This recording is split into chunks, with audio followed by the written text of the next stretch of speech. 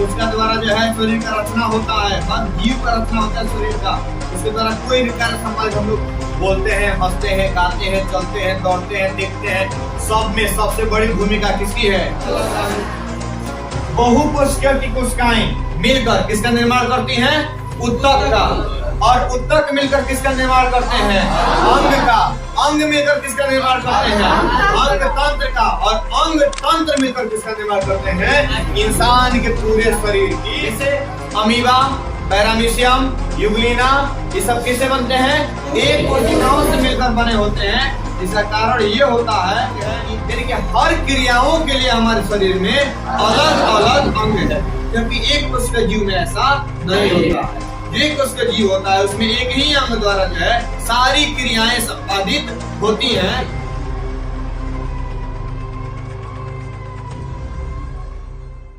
Class हम लोग biology पढ़ रहे थे, जिसमें हमारा है पहला हेडिंग कोशिका, यानी कि सेल।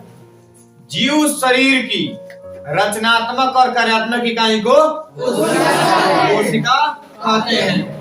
कोशिका जो होता है, जितना भी हम मतलब मान लो बोल रहे हैं, सुन रहे हैं, चल रहे हैं, हर चीज में कौन मदद करता है? कोशिका मदद कर रहा है। हमारा जो है हाथ पैर बना है, हर चेहरा बना है, हर जीव का जो है शरीर का रचना हुआ है किसके द्वारा? कोशिकाओं के द्वारा। कोशिका द्वारा जो है शरीर का रचना होता है, हर जीव का रचना होता है शरीर का। उसके द्वारा कोई भी कार्य संपादित हम लोग बोलते हैं, हंसते हैं, गाते हैं, चलते हैं, दौड़ते हैं, देखते हैं। सब में सबसे बड़ी भूमिका किसकी है? कोशिकाओं की। और जब ये कोशिकाएं अपना रफ्तार कम करने लगती हैं तो इंसान भी क्या हो जाता है? धीमा गति से किसी कार्य को करने लगता है। कोशिका, कोशिकाओं को कोशिकीय रचना के आधार पर कितने भागों में बांटा गया? दो बड़े समूहों में बांटा गया है। पहला भाग है एक कोशिकीय, यानी कि यूनिसेलुलर ऑर्गेनिज्म। दूसरा है बहुकोशिक जीव, यानी कि मल्टी सेलुलर ऑर्गेनिज्म। ठीक है, जो एक कोशिक जीव होते हैं, इन जीवों का शरीर केवल और मात्र एक कोशिकाओं से मिलकर बने होते हैं। जैसे अमीबा, पैरामीशियम, यूग्लिना, ये सब किससे बनते हैं? एक कोशिकाओं से मिलकर बने होते हैं। जिसका कारण ये होता है कि इनके शरीर की प्रत्येक कोशिका अपने आप में एक जीवित संरचना होती है। ये अपने आप को दो या फिर अनेकों भागों में बांट सकते हैं और बांटने के बावजूद वे जीवित रहने की क्षमता रखते हैं, कहलाते हैं एक कोशिकीय जीव। ठीक है, इनमें ये दो भागों में बांट दिया जाए फिर भी मरने की क्षमता नहीं बल्कि जीने की क्षमता होती है। जो बहुकोशिकीय जीव होते हैं, बहुकोशिकीय जीव या बहुत से कोशिकाओं से मिलकर बनते हैं।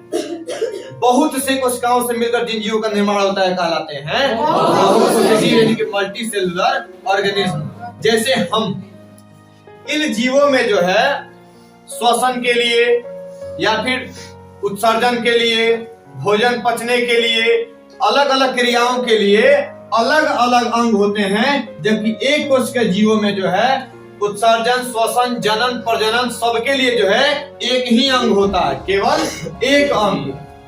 लेकिन जो बहुकोशिकीय जीव होते हैं, इनमें श्वसन के लिए अलग अंग, उत्सर्जन के लिए अलग अंग, जनन के लिए अलग अंग। बहुकोशिकीय की कोशिकाएं मिलकर किसका निर्माण करती हैं? उत्तक का। और उत्तक मिलकर किसका निर्माण करते हैं? अंग का। अंग मिलकर किसका निर्माण करते हैं? अंग तंत्र का। और अंग तंत्र मिलकर किसका निर्माण करते हैं? इंसान के पूरे शरीर की रचना का। ऐसे जीव होते हैं बहुकोशिक जीव। ठीक है, जैसे फंजाई हो गया, पादप हो गया, कवक हो गया, ये सब कैसे जीव होते हैं? बहुकोशिक जीव या अनेकों जीवों का मिश्रित इनका शरीर होता है, जिनमें श्वसन। अब खुद हमको उदाहरण ले लो तो हम कौन से जीव हैं? बहुकोशिक जीव। श्वसन के लिए अलग अंग है, ठीक है, उत्सर्जन के लिए अलग अंग है, भोजन को पचने के लिए अलग अंग है। यानी कि हर क्रियाओं के लिए हमारे शरीर में अलग अलग अंग है। जबकि एक कोशिकीय जीव में ऐसा नहीं होता है। जो एक कोशिकीय जीव होता है उसमें एक ही अंग द्वारा जो है सारी क्रियाएं संपादित होती हैं। और एक कोशिकीय जीव जो है विकसित होकर किसी जीव को जो है और विकासशील बनाते हैं, मोटा तगड़ा चौड़ा बनाते हैं और उसको और अधिक से अधिक विकसित करते हैं। ठीक है। हमारा पूरा शरीर आय देन है, शरीर का रचना देन है, यहाँ पर खड़ा होकर बोलने की क्षमता देन है, तो ऊर्जा देन है कोशिका का, यानी कि सेल का।